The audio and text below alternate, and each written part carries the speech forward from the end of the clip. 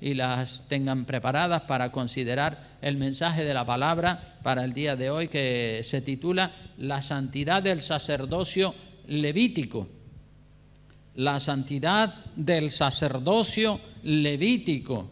Sí, ustedes saben que el sacerdocio levítico comenzó con un primer hombre, un primer sacerdote. ¿Quién se acuerda cómo se llamó el primer sumo sacerdote? Aarón, sí. Y luego los hijos de Aarón, los nietos, bisnietos, tataranietos, y siguió así el sacerdocio con los descendientes de Aarón. Aarón era de la tribu de Leví, y entonces pues todos los sacerdotes tenían que ser, aparte de ser levitas, tenían que descender de Aarón. Todos los sacerdotes, como digo, tenían que ser descendientes de Aarón, quien fuera el primer sumo sacerdote. Cuando él muere, sus hijos le suceden en el sacerdocio, y luego los nietos y tataranietos, y así sucesivamente. Habían otros ministerios en el pueblo de Israel.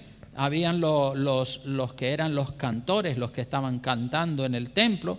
Estaban los músicos, los adoradores, los que traían leña para echarle en el altar del sacrificio, los que traían el agua. Pues todos esos tenían que ser levitas. Esos ya no tenían que ser descendientes de Aarón, tenían que ser levitas, de la tribu de Leví, pero los sacerdotes eran los únicos que tenían que ser descendientes de Aarón. Si no eran descendientes de Aarón, no podían ejercer el sacerdocio. Y cuanto más importante era el cargo que desempeñaba la persona en el ministerio, mayor era la responsabilidad que tenía el sacerdote de vivir en santidad. Si el pueblo tenía que vivir en santidad, el sacerdote muchísimo más, porque tenía un cargo sumamente importante y era el mediador. El sacerdote era el mediador entre el pueblo y Dios. Cada vez que el pueblo o alguna persona quería dirigirse a Dios, tenía que pasar por el sumo sacerdote o por los sacerdotes del templo. Y hoy vamos a ver lo que acontece a una persona cuando ejerce un cargo y no vive en la santidad que corresponde a ese cargo, ¿verdad? Todos ejercemos algún ministerio en la iglesia, y especialmente los que ejercen un ministerio en la iglesia tienen que vivir en santidad, ¿verdad? Porque somos el sacerdocio, no el sacerdocio levítico, sino el sacerdocio de Jesucristo, ¿verdad? Del Nuevo Testamento. Y vamos a ver el castigo de Dios para los sacerdotes que no vivieron en santidad. Hay muchos casos en la Biblia, pero hay 3 de ellos que son muy significativos, de cómo Dios mató literalmente a los sacerdotes que profanaron el ministerio y que no hicieron las cosas como Dios manda.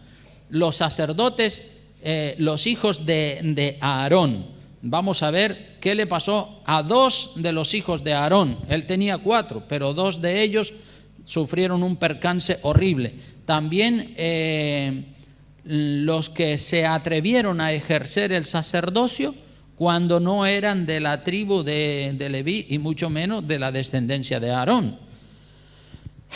Y también vamos a ver el otro caso de los hijos de un sumo sacerdote que se llamaba Elí. Miren lo que dice la palabra de Dios y pongan mucha atención y subrayen las cosas más importantes, apunten todo en un papelito, repártele por favor las tablitas para que apunten la gente y tomen buena nota de todo. Vamos a ir primero a Levítico capítulo 10, versículo 11. Levítico capítulo 10, versículo 11. Traigan siempre bolígrafo, traigan siempre su libreta para que apunten y tomen buena nota y lo relean de nuevo en su casa, y así eso les sirva a ustedes. Y oye, pues sí, pues mira, tiene razón el pastor. No es el pastor, es la palabra de Dios, y el pastor lo único que hace es predicar la palabra de Dios. Gloria a Dios. Vamos a Levítico capítulo 10, versículo 1 al 11. Vamos a ver qué le pasó a 2 de los hijos de Aarón por haber profanado el ministerio. Dice así la palabra de Dios, capítulo 10 del libro de Levítico, dice: Nadab y Abiú, hijos de Aarón, tomaron cada uno su incensario y pusieron en ellos fuego, en los incensarios pusieron fuego, sobre el cual pusieron incienso. Primero se ponía el fuego, unas brasas de fuego, y luego se echaba incienso encima. Y ofrecieron delante de Jehová fuego extraño que él nunca les mandó. Puede subrayar esa frase, que él nunca les mandó. Están haciendo algo, ocurrencia de ellos, idea de ellos, no mandato del Señor. Dice la palabra en el verso 2: y salió fuego de delante de Jehová y los quemó, y murieron delante de Jehová. Entonces dijo Moisés a Aarón: esto es lo que habló Jehová diciendo: en los que a mí se acercan me santificaré, y en presencia de todo el pueblo seré glorificado. Y Aarón calló, se quedó callado, no habló una palabra. Y llamó Moisés a Misael y a Elzafán, hijos de Uziel, tío de Aarón, y les dijo: acercaos y sacad a vuestros hermanos de delante del santuario fuera del campamento, porque estaban muertos allí dentro, en el santuario.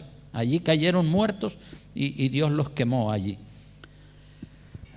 Y ellos, verso 5, se acercaron y los sacaron con sus túnicas fuera del campamento, como dijo Moisés. Fuera, eso es basura, échalo fuera del campamento.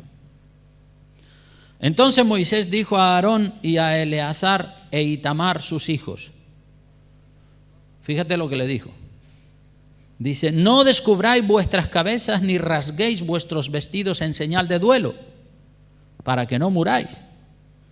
Ni se levante la ira sobre toda la congregación, pero vuestros hermanos y toda la casa de Israel sí lamentarán por el incendio que Jehová ha hecho. Ni saldréis de la puerta del tabernáculo de reunión, porque moriréis. Por cuanto el aceite de la unción de Jehová está sobre vosotros. Y ellos hicieron conforme al dicho de Moisés. Y Jehová habló a Aarón diciendo: tú y tus hijos contigo no beberéis vino ni sidra cuando entréis en el tabernáculo de reunión, para que no muráis. Estatuto perpetuo será para vuestras generaciones, para poder discernir entre lo santo y lo profano, y entre lo inmundo y lo limpio, y para enseñar a los hijos de Israel todos los estatutos que Jehová les ha dicho por medio de Moisés. O sea que fíjense lo que acontece aquí. Aquí hay un montón de lecciones. Cada capítulo de la Biblia está lleno de lecciones. Estos dos sacerdotes, Nadab y Abiú, ponen fuego extraño que Dios nunca les había mandado. Nosotros solamente tenemos que hacer lo que nos manda la palabra. No podemos ni debemos inventar ritos extraños, aunque nos parezcan bonitos, porque eso no lo manda Dios. Tenemos que saber qué es lo que Dios manda y hacer solo lo que Dios nos manda. Aquello que se nos ocurra a nosotros puede ser muy bonito, pero si no tiene fundamento de la palabra de Dios, no lo haga.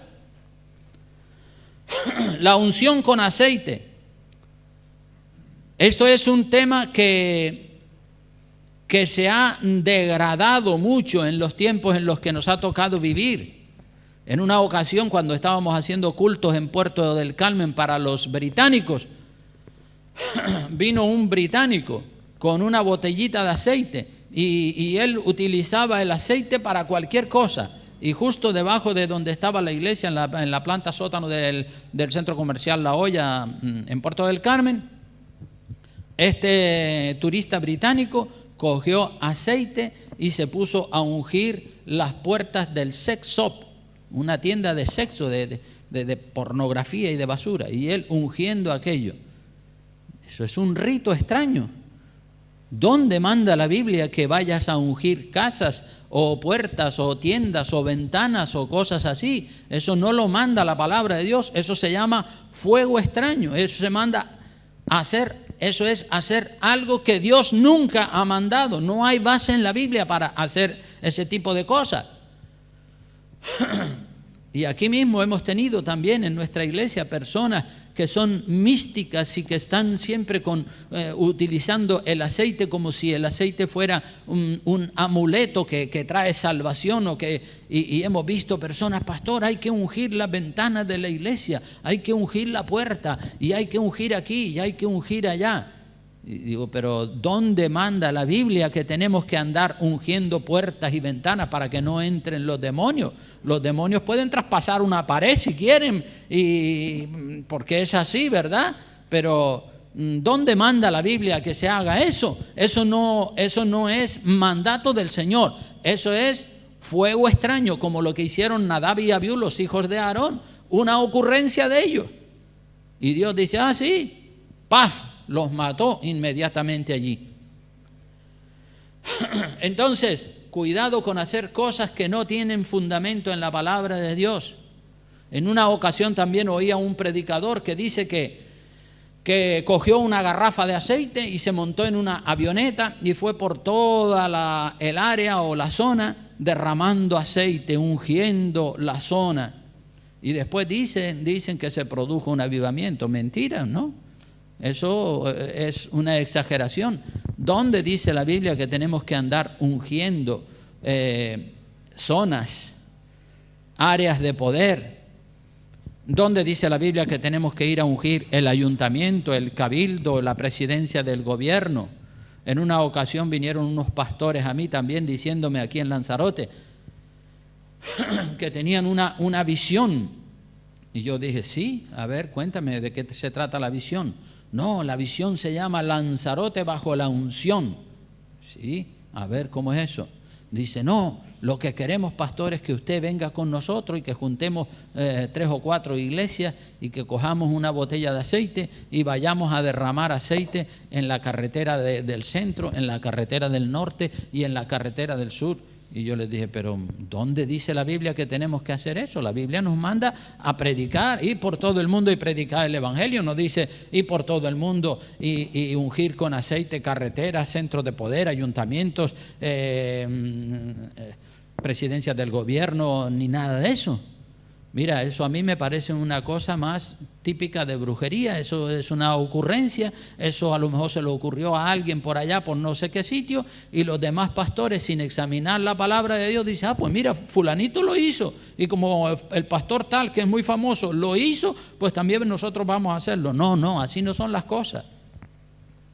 No es porque fulanito lo hizo, yo lo tengo que hacer. No, yo lo tengo que hacer si el Señor lo manda, y si el Señor no lo manda, no lo tengo que hacer aunque fulanito y menganito lo hagan. El castigo está claro ahí en el versículo 2, dice, y salió fuego de delante de Jehová y los quemó y murieron delante de Jehová, por hacer su propia voluntad y no hacer las cosas como Dios manda. Y más cosas, mira lo que le dice en el versículo 6. Le dice a Moisés, dice, entonces Moisés dijo a Aarón y a Eleazar e Itamar sus hijos, que eran los dos que quedaron vivos, Eleazar e Itamar, porque Nadab y Abiú, los mató Dios en el altar. Pero estos dos que quedaron vivos, y al padre, es decir, a Aarón, le dijo, porque claro, imagínate, que Dios te mate 2 hijos, inmediatamente quieres llorar, romperte la ropa, porque en aquella ocasión, cuando una persona estaba de luto, siempre los sacerdotes siempre llevaban el gorro, ¿verdad? Y entonces la señal del luto era quitarse el gorro, revolverse el pelo, romperse la ropa, tirarse al suelo, echarse ceniza en la cabeza y todo ese tipo de cosas, porque, ¡ay, mira mi hijo, Dios mío, Dios lo mató! Y tal y cual, y atribularse. Imagínate que padre no va a llorar por sus hijos. Pero Dios quiere que las cosas de Dios estén separadas de las cosas familiares. Dice que en el verso 6 dice, entonces Moisés dijo a Aarón y a Eleazar e Itamar sus hijos, no descubráis vuestras cabezas, no se les ocurra, ni rasguéis vuestros vestidos en señal de duelo, que era lo que se solía hacer, para que no muráis, porque si ustedes se ponen a llorar ahora por eso, Dios los va a matar a ustedes también. Ustedes no se tienen que poner tristes. Ay, que murieron mis 2 hijos. Es igual, si murieron es porque Dios los mató, y si Dios los mató es porque ellos se pasaron de la raya. Así que, gloria a Dios. Para que no se levante ira sobre la congregación, pero vuestros hermanos, es decir, ustedes los sacerdotes, no se les ocurra hacer llanto, ni duelo, ni luto, ni se quiten la gorra, ni se rompan la ropa como se suele hacer. Pero vuestros hermanos, los primos, los tíos, los parientes lejanos y toda la congregación de Israel, sí, ellos sí pueden llorar y lamentar el incendio. Y también le dice en el verso 7, dice, ni saldréis de la puerta del tabernáculo de reunión, no pueden ir ni siquiera al entierro, porque moriréis, por cuanto el aceite de la unción de Jehová está sobre vosotros.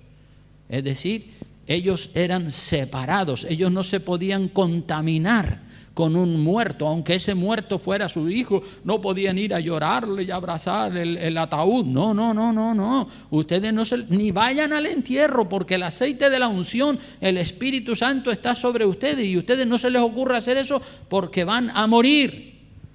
Ustedes son santos y puros y no se pueden contaminar. Sigue diciendo, y ellos hicieron conforme al dicho de Moisés, y Jehová habló a Aarón diciendo, otro consejo más, fíjate, todos son consejos, cuidado, no se pongan de luto, ni lloren, ni se rompan la ropa, ni se quiten el gorro, ni nada de eso, ni vayan al entierro. Y les dice más, porque aquí en el versículo 9 es probable que esto, acompañado del fuego extraño, fue lo que hicieron los hijos de Aarón, Nadab y Abiú. Dice el versículo 9, tú y tus hijos contigo no beberéis vino ni sidra cuando entréis en el tabernáculo de reunión, para que no muráis. Estatuto perpetuo será para vuestras generaciones. No se les ocurra tomarse unas copitas de vino, ni de sidra, ni de ninguna otra cosa, porque van a morir. Y sigue diciendo, para poder, versículo 10, para poder discernir entre lo santo y lo profano, y entre lo inmundo y lo limpio. Es decir, para que ustedes entiendan, ustedes tienen que estar cuerdos, tienen que estar sanos, no pueden estar ebrios. Si usted está ebrio, usted ya no entiende. Un borracho pues pierde la noción del tiempo, pierde el conocimiento y no sabe. Y usted es un sacerdote de Dios, usted no puede hacer eso, porque Dios lo mata si hace eso. Y el verso 11 dice, y para enseñar a los hijos de Israel todos los estatutos de Jehová, que Jehová les ha dicho por medio de Moisés. Entonces se comprende que estos 2 sacerdotes, Nadab y Abiú, entraron en el lugar santo a ofrecer incienso, y allí Dios los mató, porque lo más probable es que estaban borrachos y estaban ministrando en ese estado de embriaguez. Y cuando se está borracho o se está drogado, se hacen locuras, se hacen tonterías, porque no se está en su sano juicio. Mira la responsabilidad tremenda que tenía que tener el sumo sacerdote y los sacerdotes también. Entonces, miren, ese caso. Vamos a ver ahora otro caso más. Vamos a ir al libro de Números, capítulo 16, para que vean lo que acontece allí también con estos que tratan de profanar el ministerio y entrar sin ser descendientes de Aarón. Números capítulo 16, versículo 1. Dice la palabra de Dios, Coré, hijo de Izar, hijo de Coat, hijo de Leví, mira, era levita, pero no era descendiente de Aarón. No todos los levitas eran descendientes de Aarón, algunos. Coré, hijo de Izar, hijo de Coat, hijo de Leví, y Datán y Abirán, hijos de Eliab, y On de Pelet, hijo de Pelet, de los hijos de Rubén. O sea que habían algunos levitas y algunos rubenitas. Los hijos de Rubén se les llamaba rubenitas, ¿sí? Y los hijos de Leví, levitas, obviamente, ¿no? Dice que tomaron gente y se levantaron, versículo 2, contra Moisés con 250 varones de los hijos de Israel, príncipes de la congregación, de los del consejo, varones de renombre, gente importante. Y se juntaron contra Moisés y Aarón y le dijeron, fíjate, el grupo de rebeldes estos que se levanta contra Moisés y Aarón y le dice, basta ya de vosotros, porque toda la congregación, todos ellos son santos, y en medio de ellos está Jehová. ¿Por qué pues os levantáis vosotros sobre la congregación de Jehová? Murmuración, conspiración contra Moisés y contra Aarón. Le tenían celos, le tenían envidia. Dice, ¿pero qué? El único a través del cual habla Dios es el Moisés ese y el Aarón ese, pero que se han creído ellos. Nosotros también somos santos, bla, bla, bla, bla, bla, bla, bla, bla, bla. Vamos a ir a apedrear a ese Moisés y a Aarón. Dice el verso 4, cuando oyó esto, Moisés se postró sobre su rostro, dijo, Dios mío, la que le va a caer a esta gente. El verso 5, y habló a Coré y a todo su séquito diciendo, mañana mostrará Jehová quién es suyo y quién es santo, y hará que se acerque a él al que él escogiere, él lo acercará así. Haced esto, tomaos incensarios, Coré y todo su séquito, ya que ustedes dicen que sí, que ustedes también son sacerdotes y que patatín, que patatán, que Dios está con ustedes y que ustedes son santos. Bueno, vamos a hacer una prueba aquí. Cojan incensarios. Eso solamente lo podían hacer los sacerdotes, hijos de Aarón. Pero bueno, ya que estos tipos dicen que ellos también son santos y que Dios habla por ellos también, bueno, pues cojan ustedes incensarios, con todo su séquito, y poned fuego en ellos, verso 7, y poned en ellos incienso delante de Jehová mañana, y el varón a quien Jehová escogiere, aquel será el santo. Esto os baste, hijos de Leví, rebeldes que son. Verso 8, dijo más Moisés a Coré, oíd ahora, hijos de Leví, ¿os es poco que el Dios de Israel os haya apartado de la congregación de Israel, acercándoos a él para que ministréis en el servicio del tabernáculo de Jehová y estéis delante de la congregación para ministrarles? Y que te hizo acercar a ti y a todos tus hermanos, los hijos de Leví, contigo. ¿Procuráis también el sacerdocio? Si el sacerdocio es para Aarón y para sus hijos, ustedes no tienen por qué desear el sacerdocio. Estén contentos, den gloria a Dios de que Dios les está dando a ustedes el privilegio de ser aguadores, leñadores, y traer la leña para el sacrificio y de traer el agua para lavarse los sacerdotes, y que ustedes sean cantores y ujieres y porteros. Den gloria a Dios por eso. Pero ¿qué quieren ustedes? Caraduras, son todavía tan pretenciosos que quieren el sacerdocio. Si Dios ha dicho que es para Aarón, ¿cómo se les ocurre a ustedes? Por tanto, verso 11, tú y todo tu séquito sois los que os juntáis contra Jehová. Pues Aarón, ¿qué es para que contra él murmuréis? ¿Qué es Aarón? Pero si Aarón es un elegido por Dios, Dios lo ha puesto ahí. Mira, da gloria a Dios por eso. ¿Para qué lo estás teniendo celos de él? Y envió, verso 12, envió Moisés a llamar a Datán y a Abirán, hijos de Eliab, mas ellos respondieron, no iremos. Y este capítulo, bueno, es muy extenso, por eso lo voy a abreviar un poco, y voy a ir al versículo 16, al versículo 28 para abreviar. Dice, pero sigue hablando de la conspiración esta. En el versículo 28 dice, y dijo Moisés, en esto conoceréis que Jehová me ha enviado para que hiciese todas estas cosas, y que no las hice por mi propia voluntad. Esto que vamos a hacer mañana no es una ocurrencia mía, esto es que Dios me ha dicho que lo haga. Dice verso 29, si como mueren todos los hombres murieren estos, o si ellos al ser visitados siguen la suerte de todos los hombres, Jehová no me envió. Mas si Jehová hiciere algo nuevo y la tierra abriere su boca y tragare con todas sus cosas y descendieren vivos al Seol, entonces conoceréis que estos hombres, estos rebeldes, irritaron y hicieron enfadar a Dios, a Jehová. Y aconteció que cuando cesó él de hablar todas estas palabras, se abrió la tierra que estaba debajo de ellos, abrió la tierra su boca y los tragó a ellos y a sus casas y a todos los hombres de Coré y todos sus bienes, y ellos con todo lo que tenían descendieron vivos al Seol, al infierno, y los cubrió la tierra y perecieron de en medio de la congregación. Y todo Israel y los que estaban en derredor de ellos huyeron al grito de ellos, porque decían: uy, no nos trague también la tierra. Y también dice en el versículo 35: y salió fuego de delante de Jehová y consumió a los 250 hombres que ofrecían incienso, que se habían atrevido a profanar, a meterse en el ministerio sacerdotal sin haber sido descendientes de Aarón. Pero como ellos decían que ellos también podían, bueno, pues mira, ahí tienen las consecuencias.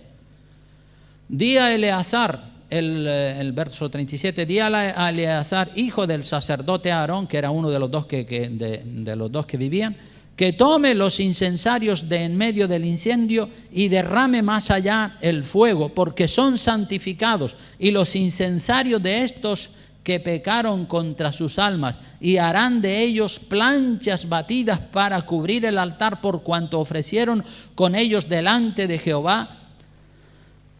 Dice, son santificados y serán como señal a los hijos de Israel. Y el sacerdote Eleazar tomó los incensarios de bronce con los que los quemados habían ofrecido, y los batieron para cubrir el altar, en recuerdo para los hijos de Israel de que ningún extraño, fíjate, ese versículo es importante, el 40 es muy importante, subráyalo si quieres, en recuerdo para los hijos de Israel de que ningún extraño que no sea de la descendencia de Aarón se acerque para ofrecer incienso delante de Jehová, para que no sea como Coré y como sus séquitos, según se lo dijo Jehová por medio de Moisés.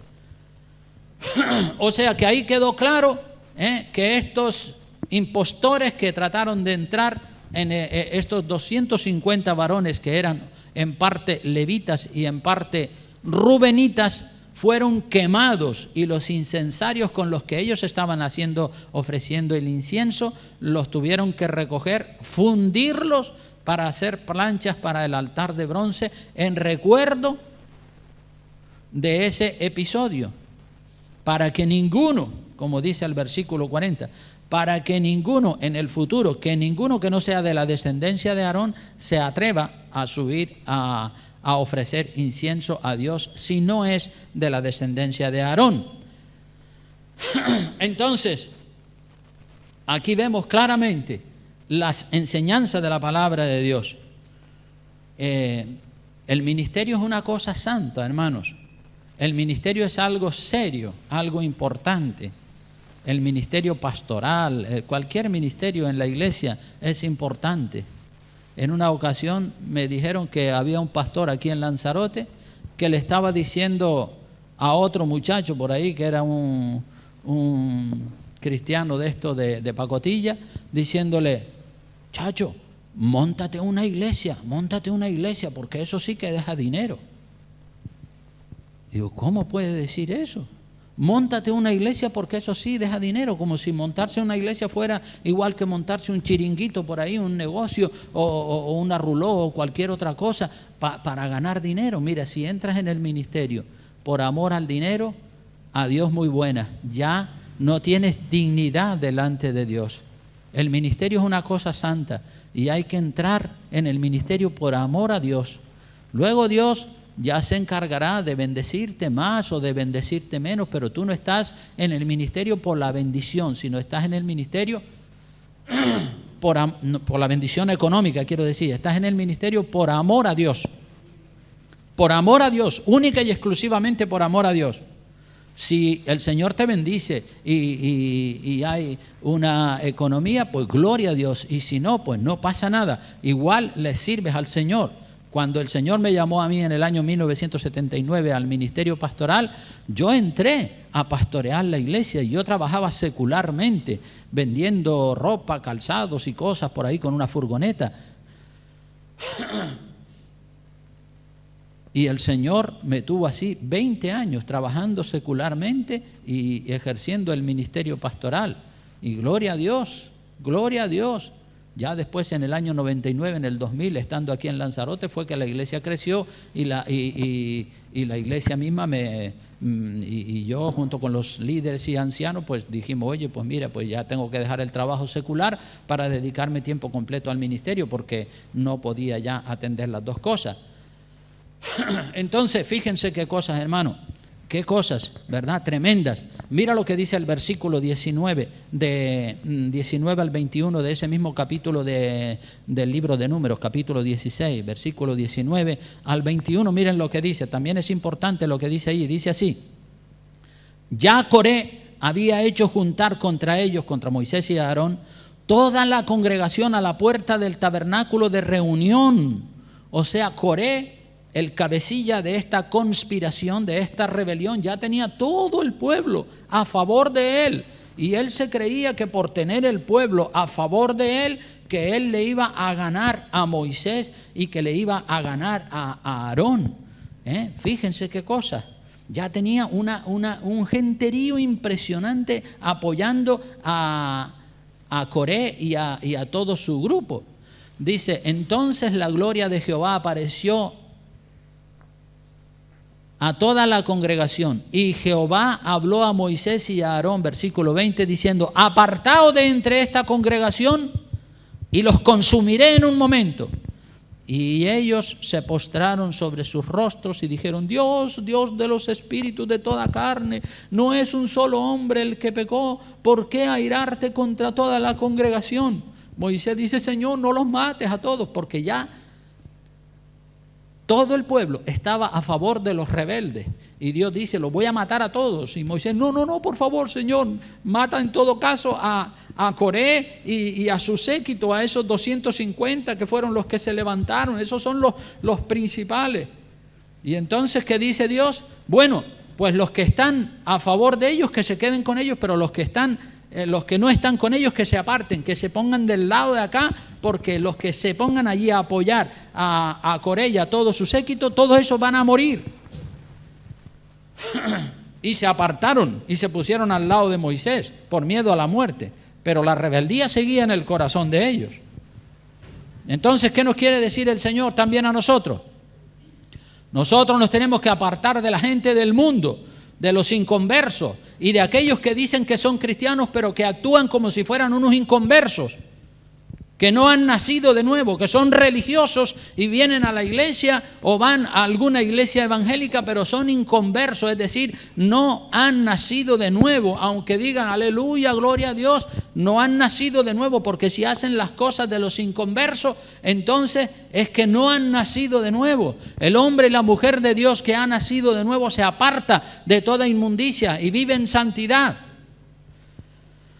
Y el otro episodio lo vamos a ver. Ya hablé de los hijos de Aarón, cómo Dios los mató, cómo Dios mató a estos 250 que no eran sacerdotes, pero ellos mismos se autoconstituyeron sacerdotes, cómo Dios también los mata, que son los rebeldes de Coré.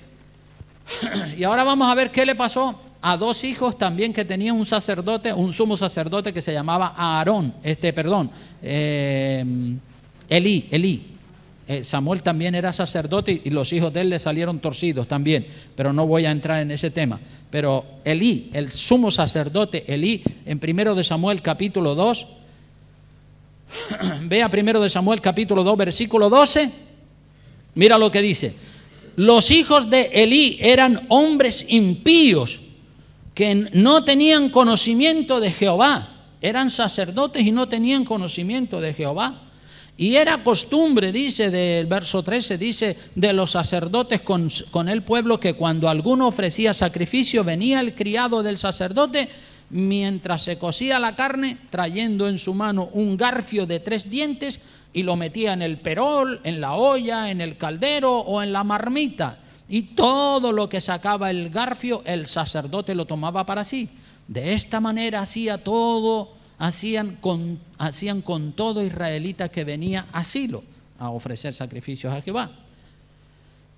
Asimismo, antes de quemar, verso 15, la grosura, venía el criado del sacerdote y decía al que sacrificaba, al que ofrecía el sacrificio: da carne que asar para el sacerdote, porque no tomará de ti carne cocida, sino cruda. Y si el hombre le respondía: bueno, quemen la grosura primero y después toma cuanto quieras, él respondía: no, sino dámela ahora mismo, de otra manera yo la tomaré por la fuerza. Verso 17, era pues muy grande, demasiado grande, delante de Jehová, el pecado de los jóvenes, de los hijos de Elí, que eran sacerdotes también, porque Elí era el sumo sacerdote. Dice, porque los hombres menospreciaban las ofrendas de Jehová. Y si vamos al versículo 27, allí hay una advertencia. En ese mismo capítulo 2, en el versículo 27, hay una advertencia. Dice, y vino un varón de Dios a Elí, el sumo sacerdote, y le dijo: así ha dicho Jehová, ¿no me manifesté yo claramente a la casa de tu padre cuando estaban en Egipto en casa de Faraón? Y yo le escogí por mi sacerdote entre todas las tribus de Israel, para que ofreciese sobre mi altar y quemase incienso y llevase efod delante de mí. Y di a la casa de tu padre, es decir, a los descendientes de Aarón, todas las ofrendas de los hijos de Israel. ¿Por qué habéis hollado mis sacrificios y mis ofrendas que yo mandé ofrecer en el tabernáculo? Y has honrado, mira el pecado del sumo sacerdote Elí, has honrado a tus hijos más que a mí, engordándoos de lo principal de todas las ofrendas de mi pueblo. Por tanto, Jehová, el Dios de Israel, dice: yo había dicho que tu casa y la casa de tu padre andarían delante de mí perpetuamente, mas ahora ha dicho Jehová: nunca yo tal haga, porque yo honraré a los que me honran y los que me desprecian serán tenidos en poco. He aquí vienen días en que cortaré tu brazo y el brazo de la casa de tu padre, de modo que no haya anciano en tu casa. Se van a morir todos jóvenes. Verás tu casa humillada, mientras Dios colma de bendiciones a Israel, y en ningún tiempo habrá anciano en tu casa. Maldiciones. El varón de los hijos tuyos que yo no corte de mi altar será para consumir tus ojos y llenar tu alma de dolor, y todos los nacidos en tu casa morirán en la edad viril, es decir, en la edad joven. Y te será por señal esto, que acontecerá que tus dos hijos, Ofni y Finés, ambos morirán en un día, como los hijos de Aarón. Los dos murieron en un día. Pues a este le va a pasar lo mismo, porque él se ha preocupado más de engordar a sus hijos que a Dios. Y dice el verso 35, y yo me suscitaré un sacerdote fiel que haga conforme a mi corazón y a mi alma, y yo le edificaré casa firme y andará delante de mí ungido todos los días. Y el que hubiere quedado de tu casa, en tu casa, es decir, el descendiente que hubiere quedado de ti, vendrá a postrarse delante de él por una moneda de plata y un bocado de pan, diciéndole: te ruego que me agregues a alguno de los ministerios para que pueda comer un bocado de pan. Menudo castigo para toda la descendencia de Elí. Y si nosotros vamos al capítulo 4 y versículo 17, vemos el cumplimiento de la advertencia o de la amenaza que se le da a Elí. En el capítulo 4, versículo 17 dice: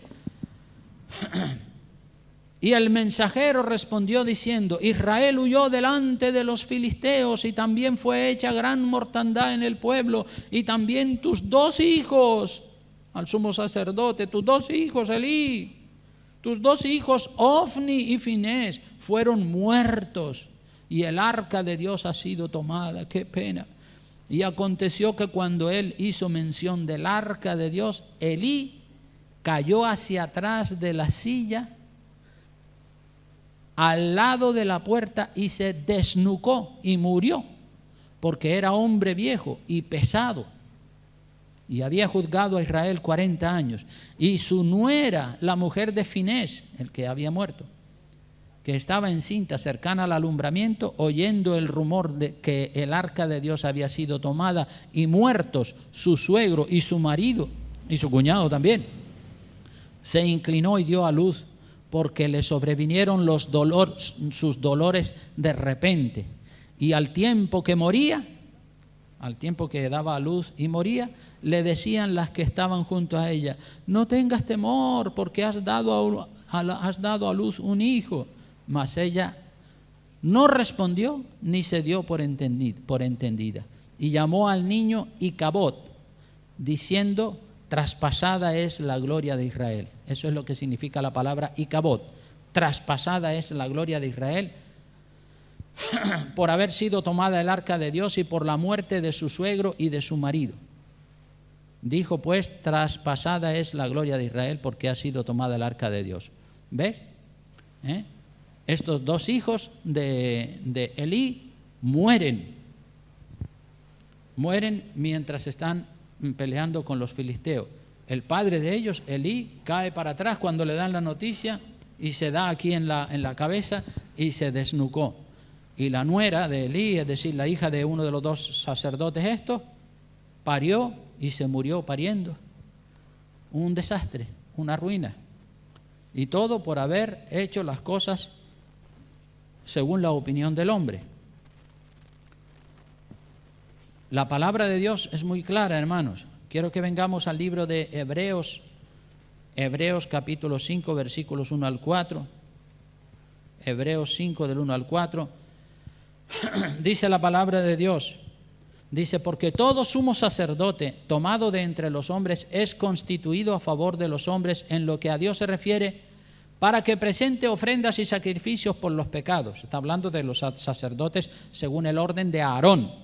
Dice: para que se muestre paciente con los ignorantes y extraviados, puesto que él también está rodeado de debilidad, y por causa de ella debe ofrecer por los pecados tanto por sí mismo como también por el pueblo. Es decir, el sacerdote tiene que ofrecer sacrificios por sus propios pecados para que Dios no lo mate.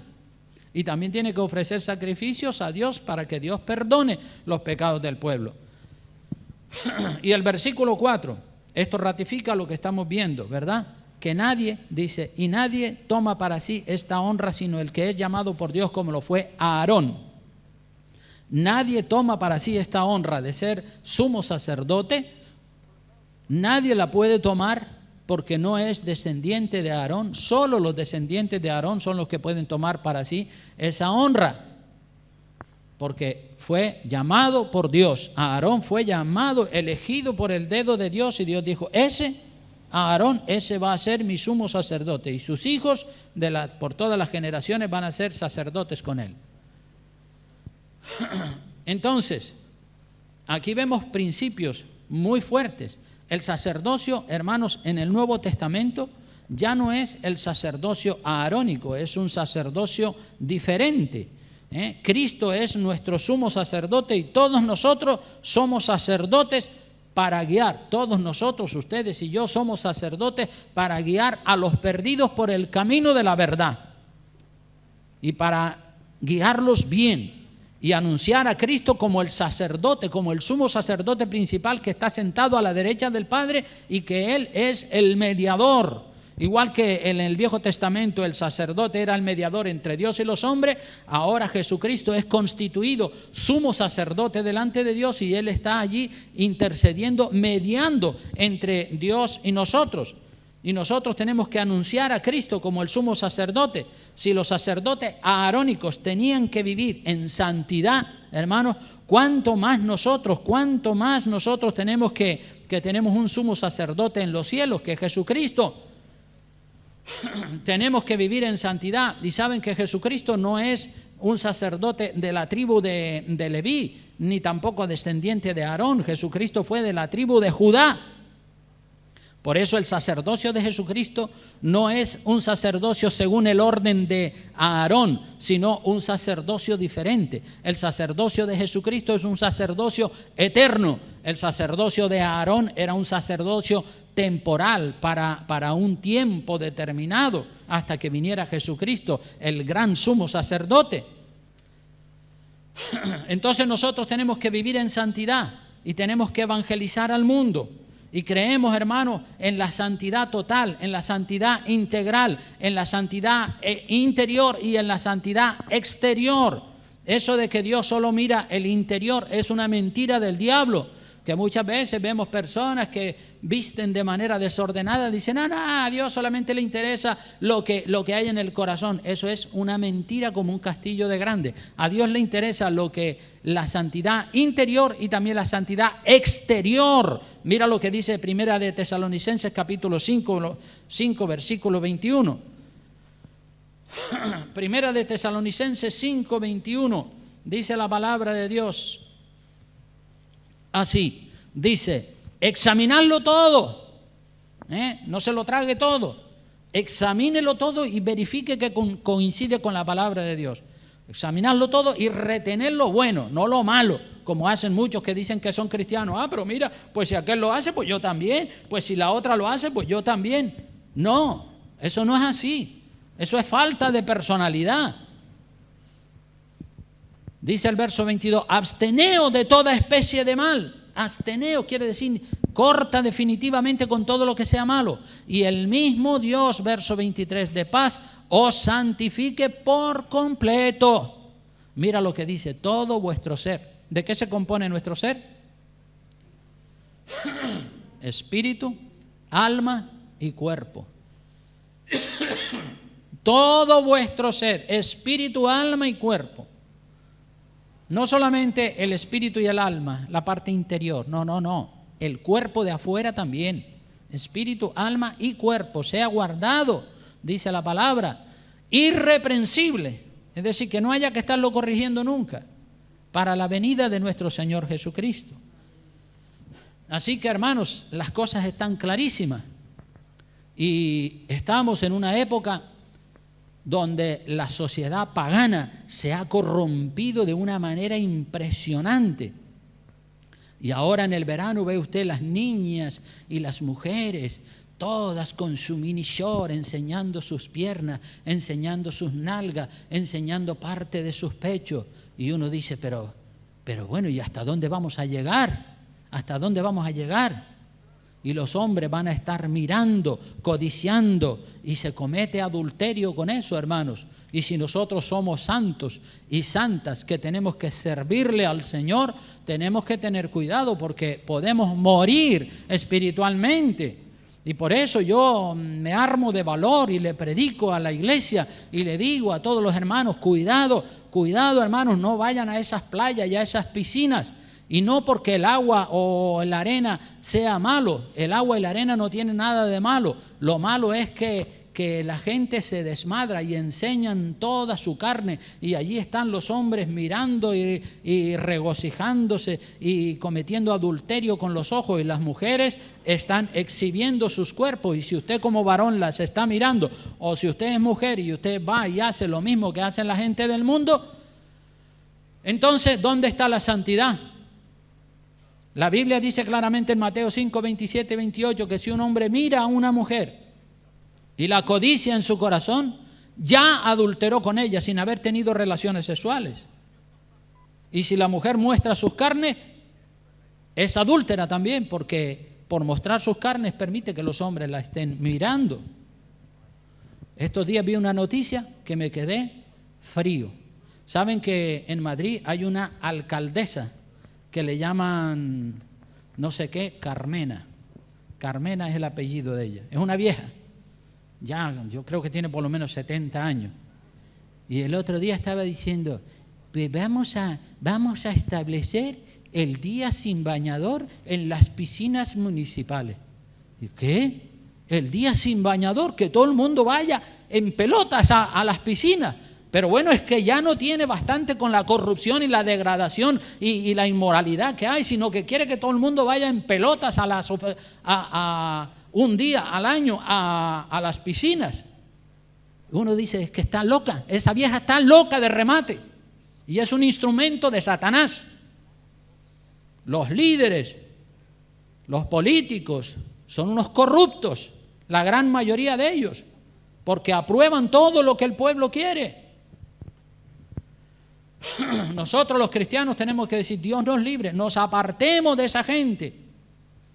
Por eso la mujer que se baña en bañador o en bikini está en adulterio y no debe de tomar la Santa Cena, porque si la toma en adulterio, la Biblia dice, el que come y bebe indignamente, juicio come contra sí mismo, juicio espiritual. A lo mejor no le pasa nada, o sí, también le puede pasar, pero espiritualmente esa persona va a ir decayendo, va a ir enfriándose hasta que termina mal y apartada o apartado del Señor.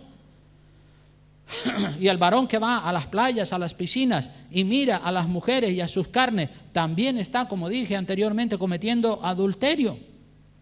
Y una mayoría de los cristianos evangélicos ya están igual que la gente del mundo, corrompidos. Las mujeres usan minifaldas, minishort, bañadores, licras ajustadas, presumen de cuerpo físico, se ponen sexy, se pintorrean ojos y uñas y labios y todo, como la gente del mundo. Eso es pecado. Tenemos que apartarnos. No, mundo, yo no quiero mundo, yo quiero santidad. Yo soy un hombre de Dios, tú eres un hombre o una mujer de Dios. Y tienes que ser sencillo, humilde, santo, puro, limpio, limpia, para la gloria y la honra del Señor, para que podamos mostrar al mundo que ellos están equivocados y que nosotros estamos en el camino correcto, en la bendición de Dios. Gloria a Dios porque esta iglesia está entrando. Yo sé que todavía hay algunas personas que están medio atragantadas, pero gloria a Dios por los que van entrando. Yo le quiero hacer una pregunta a todas las mujeres y a los hombres también. ¿Por qué cuando usted se sube en su coche utiliza el cinturón de seguridad? ¿Por qué lo utiliza? ¿Para que no le ponga a la policía una multa si no lo lleva? ¿O se lo pone para que si tiene un accidente pueda salvar su vida? ¿Para qué se lo pone? ¿Para cuál de las dos cosas se lo pone? ¿Para la primera o para la segunda? Para la segunda, ¿verdad? Se pone el cinturón porque si usted sabe que si tiene un accidente, el cinturón lo mantiene ahí y no se da con las narices frente al parabrisas. Entonces se pone el cinturón porque eso le protege. Claro que también evita que le pongan una multa. La ley es buena.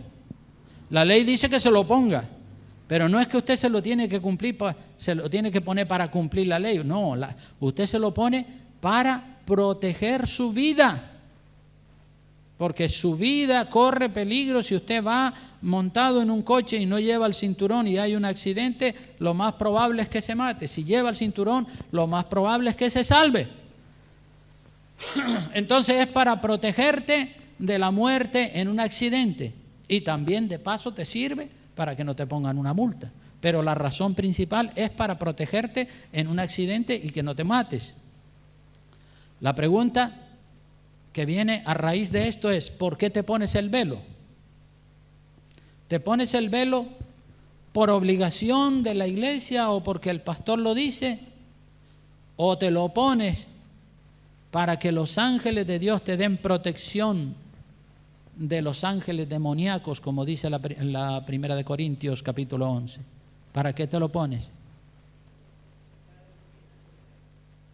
Para tener protección de Dios, para que el ángel de Jehová acampe alrededor tuyo y para que los demonios no puedan atacarte, ¿verdad?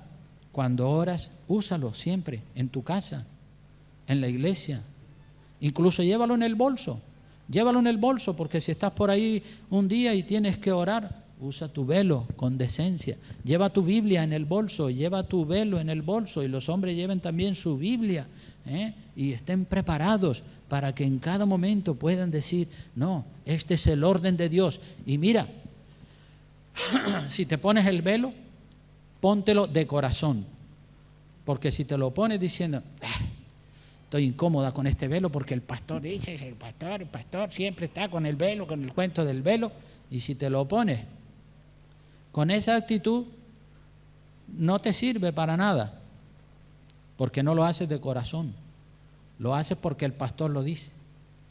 Pero si tú lo dices, me lo pongo porque lo dice el Señor, y me lo pongo y glorifico a Dios, y me lo pongo de corazón, y doy gloria y honra a mi Dios, y estoy bajo la protección de Dios, y me lo pongo por obediencia, y para mí obedecer la palabra de Dios es una honra, no una vergüenza, sino una honra, un honor.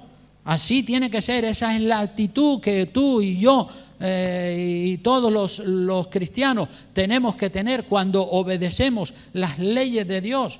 Cuando las obedecemos tenemos que decir, lo hago porque amo a Dios y no me avergüenzo de amar a Dios. Amo a Dios aquí y en Pekín y en todos los lugares. Amo a Dios y muestro con mi vida y con mi testimonio que soy un cristiano, una cristiana que honra y que glorifica el nombre del Señor. Y sientes honra y honor porque eres un cristiano, pero un cristiano radical, un cristiano que no se avergüenza de cumplir los mandamientos del Señor.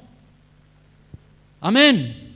Así que hermano, sea sencillo, sea hermana, sea sencilla, humilde, apártese de toda la inmundicia, sea espiritual, apártese del mundo rebelde que no tiene principio, para que no muera espiritualmente con ellos, como dijo Moisés al pueblo de Israel cuando se levantó esa conspiración capitaneada por Coré y su séquito.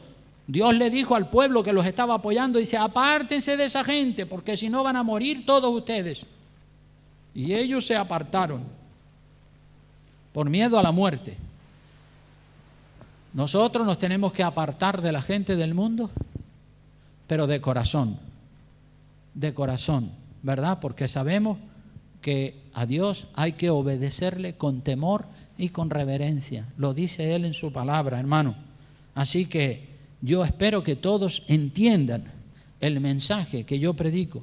Y si alguno o alguna no lo entiende, pues me pide una cita y me dice, a ver, pastor, yo no entiendo esto que usted predicó, quiero que me lo explique de otra manera. Y yo me siento con usted en mi oficina y estamos 1 hora o 2 o 3 hablando lo que sea, y yo le voy a decir, mira, es así porque lo dice la palabra. ¿Qué entiendes tú aquí? ¿Y qué entiendes aquí? ¿Y qué entiendes por aquí?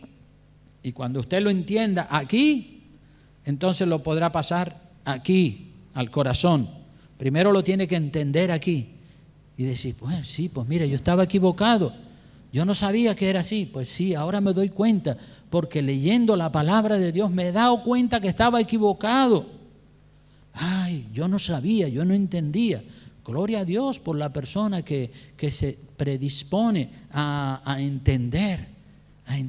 Abre su corazón, Señor, yo quiero entender, y todo lo que yo voy entendiendo lo voy poniendo en práctica y va entrando a formar parte de mi credo. Aleluya. Hermanos, termino ya. Si para ejercer el sacerdocio levítico, el sacerdocio arónico, había que estar en santidad, y eso que era un sacerdocio temporal, ¿cuánto más en santidad tenemos que estar para ser sacerdotes en el cristianismo? Tenemos que ser sacerdotes en el cristianismo. Termino ya leyendo Hebreos capítulo 5, donde estaba anteriormente. Hay un pasaje allí, Hebreos 5, vuelva otra vez por favor a Hebreos 5.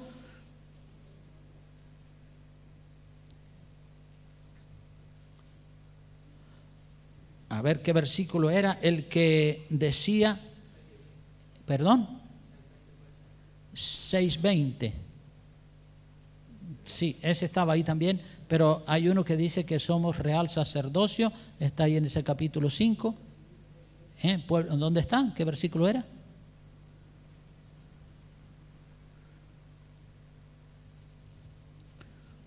A ver si yo lo tengo anotado por aquí, que se me traspapeló por aquí un poco.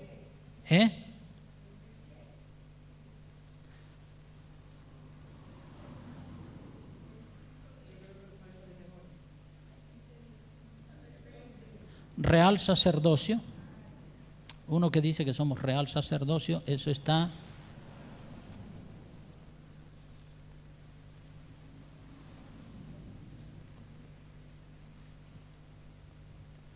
bueno, está ahí en el capítulo 5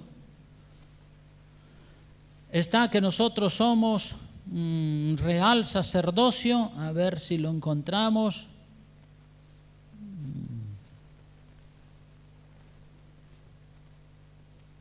Real sacerdocio, nación santa, pueblo adquirido por Dios.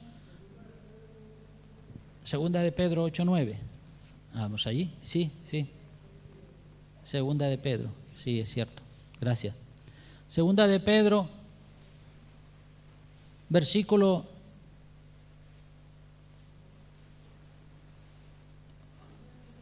9. Primera de Pedro, capítulo 2, versículo 9. Apúntelo también. Primera de Pedro, capítulo 2, versículo 9. Dice la palabra: vosotros sois, ¿qué cosa dice? Linaje escogido, real sacerdocio, nación santa, pueblo adquirido por Dios, para que anunciéis las virtudes de aquel que os llamó de las tinieblas a su luz admirable. Nosotros somos real sacerdocio, hermanos, hermanas. Si en el sacerdocio levítico y arónico, como he dicho, tenía que haber santidad y consagración, cuánto más en nosotros, que somos real sacerdocio, nación santa, pueblo adquirido por Dios. ¿Y para qué? Pues para que anunciemos, para que hablemos de Dios a otras personas, para que anunciéis las virtudes de aquel que os llamó de las tinieblas a su luz admirable. Puesto de pie, vamos a orar ya, dándole gracias al Señor. Aleluya. Padre querido, te damos gracias, Dios mío bendito. Señor, entendemos que es una enorme responsabilidad para nosotros la que está sobre nuestros lomos, Señor. Somos real sacerdocio, somos nación santa, pueblo adquirido por Dios.